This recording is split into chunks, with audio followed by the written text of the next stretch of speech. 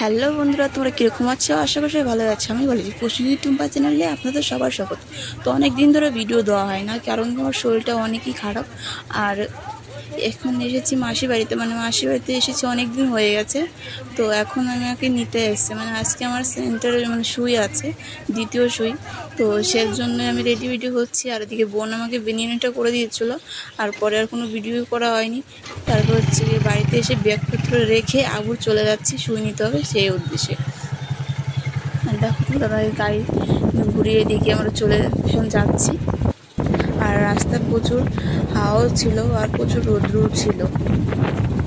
আর এদিকে বলতে বলতে আমরা পৌঁছে গেছি। মামিকে ফোন করলাম, কোথায়? মামি বলছে সেন্টার আজকে হচ্ছে স্কুলে শুতে হবে। তার জন্য দেখো আমি চলে এসেছি। আর এদিকে দেখো সবাই চলে এসেছি, যারা বাচ্চাদের ছিল বাচ্চাদের সুই দেওয়া সব কমপ্লিট হয়ে গেছে। আর এখন পরে আমাদের পরেই ডেকেছে। আর এটা হচ্ছে ম্যাডাম সুই দেয়। আর হচ্ছে মামি আরও 2-3টা মহিলা যারা থাকে তারাই। আর এদিকে সুই নেওয়া হয়ে গেছে। তো এদিকে হচ্ছে বাড়ির দিকে আসছি।